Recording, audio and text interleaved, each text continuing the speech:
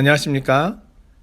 사랑하는 파리장로교회 성경공부 팀원 성도 여러분, 한 주간도 건강하시고 평안하셨습니까?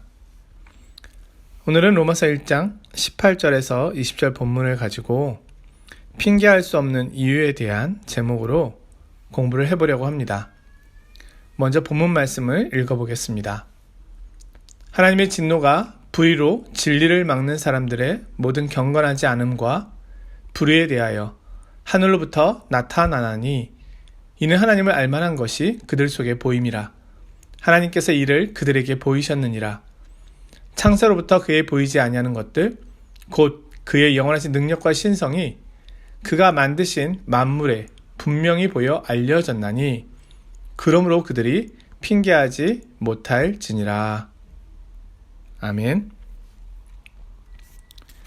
우리는 지난주에 하나님의 진노가 경건하지 않음과 불의에 대하여 나타난다고 말씀을 나누었습니다. 그래서 세상이 이렇게 된 이유는 하나님의 진노가 있기 때문이다. 자, 오늘은 그런 하나님의 진노와 심판에 대하여 사람들이 하나님 앞에 드리는 변명들이 있다는 겁니다. 저는 하나님이 계신 줄 몰랐습니다. 저는 하나님이 제 인생의 주인이신지 몰랐습니다. 또한 복음이 전해지기 전 사람들은 어떻게 되나요? 우리는 그것이 죄인 줄 몰랐습니다. 경건하지 않은 것과 불의가 죄이며 하나님을 화나게 하는 것인지 몰랐습니다. 우리가 하나님 앞에 설 때 우리는 이 땅에서 하나님과 상관없이 살았던 모든 죄에 대하여 답해야 할 것입니다.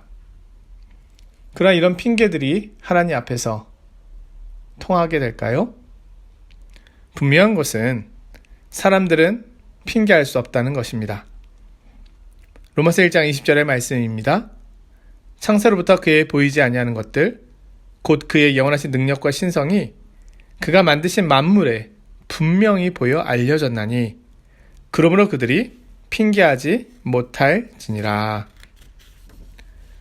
자, 핑계할 수 없는 이유에 대하여 바울사도는 크게 두 가지를 이야기하고 있는데요.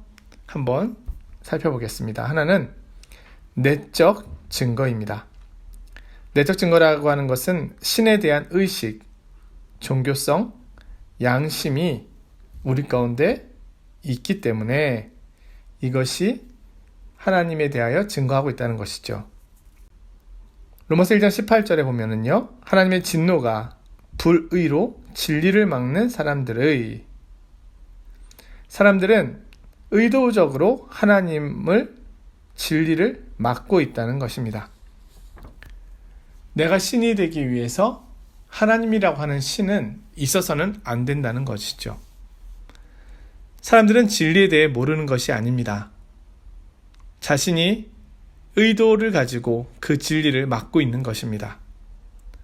아무것도 모르는 것을 막을 수는 없습니다. 여기서 진리는 하나님께서 주신 구원에 대한 진리를 말하는 것이 아닙니다. 하나님을 아는 지식을 말하는 것이죠. 그러나 분명한 것은 하나님을 알만한 것이 그들 속에 있다고 말합니다. 로마서 1장 32절입니다. 그들이 이 같은 일을 행하는 자는 사형에 해당한다고 하나님께서 정하심을 알고도 자기들만 행할 뿐 아니라 또한 그런 일을 행하는 자를 옳다 하느니라. 자, 그들은 알고 있습니다.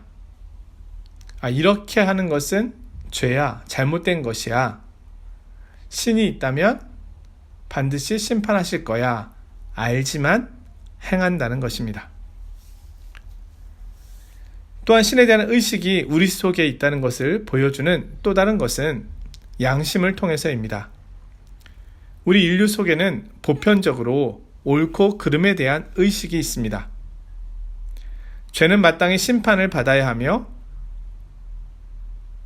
우주를 통치하시는 분은 의롭고 정의롭다는 것을 알고 있습니다.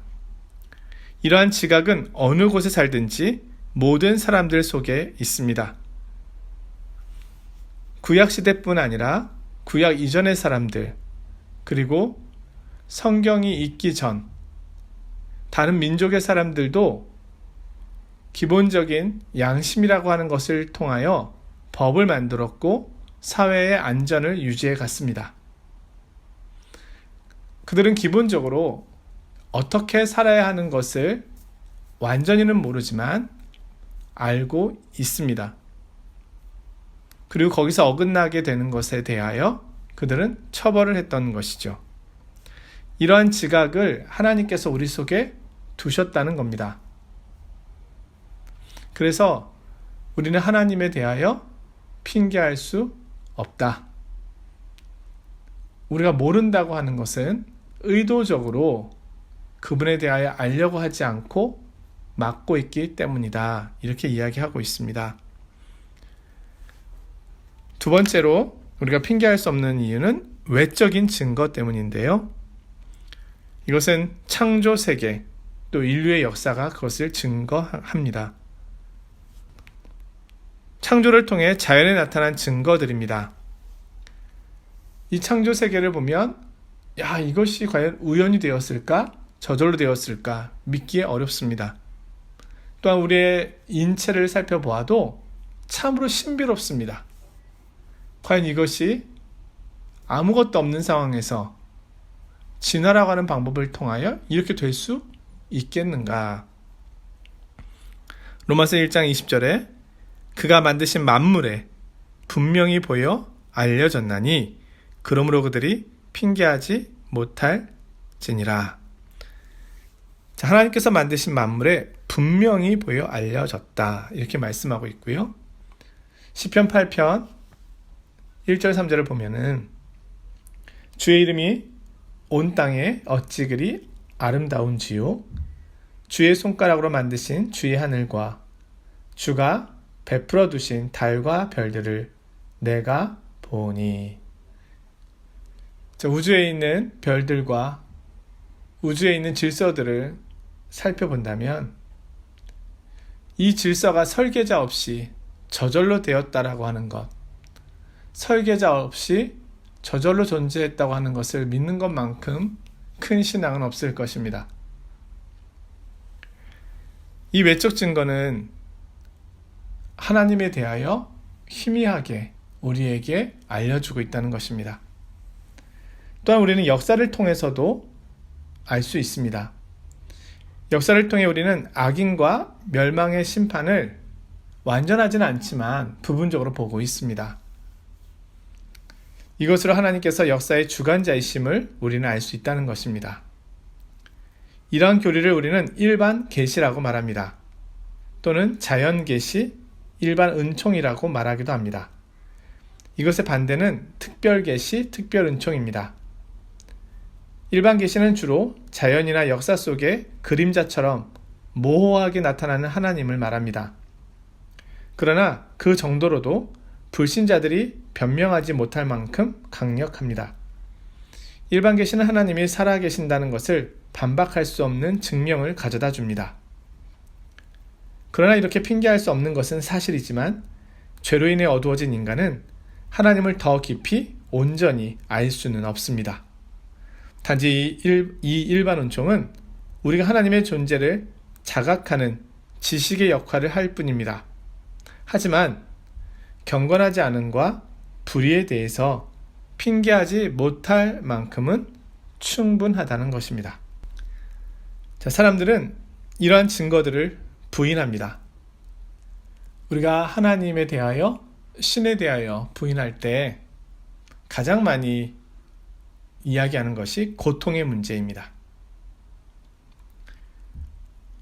영국의 다윈이 종의 기원이라는 책을 발표했는데요.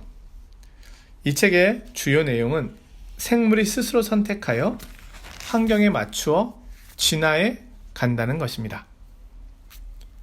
다윈이 무신론자인지 불가지론자인지에 대해서는 여러 의견들이 있는데요.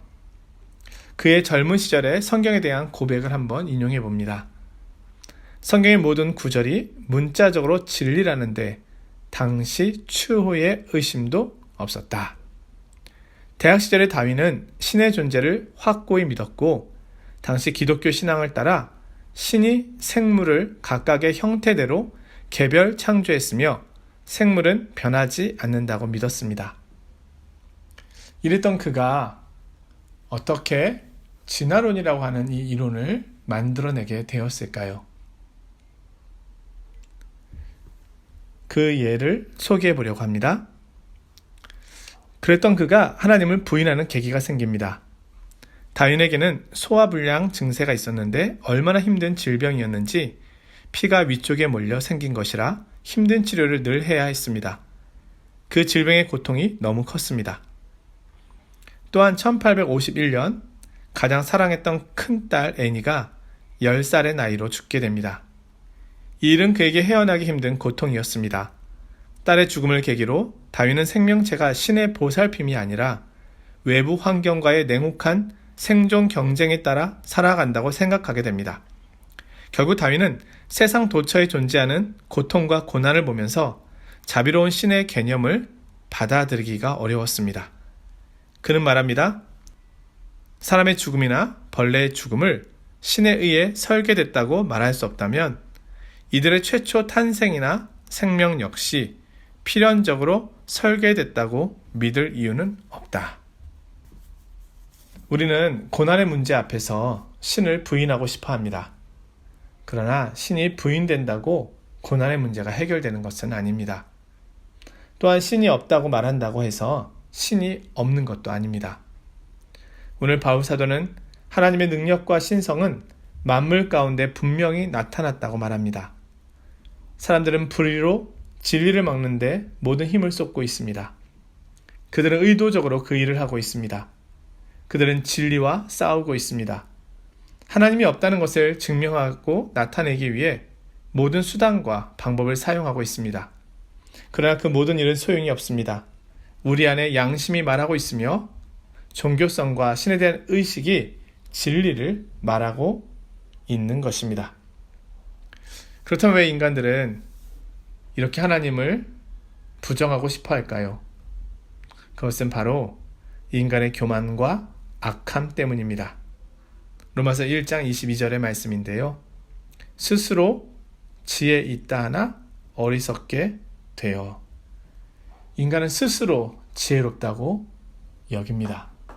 그래서 하나님이 없이도 하나님의 가르치심과 인도하심이 없어도 충분히 할 수 있다고 여긴다는 겁니다. 철학자 소크라테스는 내 자신이 아무것도 모른다는 것을 내가 알고 있다라고 하였습니다. 이것이 철학이 우리에게 주는 유익 중에 하나라고 볼 수 있겠죠. 그러나 대부분의 사람들은 그렇게 생각하지 않습니다. 먼지보다도 작은 존재임에도 불구하고 이 땅에서 나그네로 살아가고 있는 존재임에도 불구하고 내일 일에 대하여 전혀 알지 못하는 존재임에도 불구하고 스스로 교만하고 있습니다. 로마서 1장 21절의 말씀인데요. 허망하여지고 미련한 마음이 어두워졌나니. 이렇게 하나님을 부정하고 부인함으로써 찾아오는 결과는 무엇일까요? 그것은 허무함과 어리석음입니다. 나는 누구입니까? 나는 어떻게 살아야 합니까? 이 세상은 무엇입니까? 이 세상은 어디로 가고 있습니까? 인생은 우연히 왔다가 우연히 가는 것입니까? 스스로 허무합니다. 삶의 목적과 이유를 찾아 헤매지만 찾을 수가 없습니다. 고린도전서 2장 14절의 말씀입니다. 육에 속한 사람은 하나님의 성령의 일들을 받지 아니하나니 이는 그것들이 그에게는 어리석게 보임이요 또 그것들을 알 수도 없나니 그러한 일은 영적으로 분별되기 때문이라. 그들은 하나님을 찾지 않고 죄와 허망을 향해 나아갑니다. 이 세상이 이렇게 된 것은 바로 이런 이유 때문인 것이죠. 그러나 하나님께서는 우리에게 하나님에 대하여 완전하고 자세하게 알려주셨습니다. 그것이 바로 복음입니다.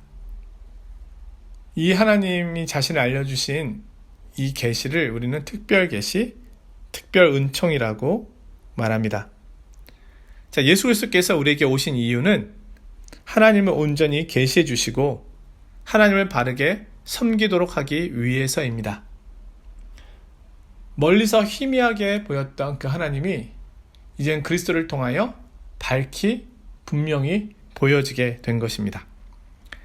에베소서 4장 17절에서 20절의 말씀을 보면은요, 총명이 어두워지고 무지함과 그들의 마음이 굳어짐으로 말미암아 하나님의 생명에서 떠나 있도다. 그들이 감각 없는 자 되어 자신을 방탕함에 방임하여 모든 더러운 것을 욕심으로 행하되. 이것이 인간의 삶의 모습입니다. 하나님을 알기 전에 우리가 이러했습니다. 그런데 이런 우리를 예수 그리스도의 복음이 새롭게 한 것입니다. 에베소 5장 8절입니다. 너희가 전에는 어둠이더니 이제는 주 안에서 빛이라. 복음 안에는 영광의 하나님을 바르게 아는 지식이 가득합니다. 우리가 복음을 자랑하는 이유가 여기 있습니다. 또한 복음을 핑계할 수 없는 이유가 여기 있습니다. 이제는 예수 그리스도를 통하여 하나님에 대하여 완전히 증거되었습니다. 그러하기에 어느 누구도 핑계할 수 없습니다. 하나님은 살아 계십니다. 하나님 지금도 우리의 구원을 위하여 일하시고 계시고 죄와 허물로 죽은 우리를 살리시기 위하여 예수 그리스도 안에서 그 복음의 역사들을 계속해서 나타내고 계십니다. 이제 우리는 이 복음의 말씀에 순종함으로 하나님을 바르게 섬기고 그분을 영화롭게 해드리는 삶을 살아가고 있는 것이죠. 복음 안에 계시된 하나님, 우리가 그 하나님에 대하여 더 바르게, 더 온전히 알아가는 은혜가 있기를 바랍니다. 한 주간도 평안하시고 건강하십시오. 안녕히 계십시오.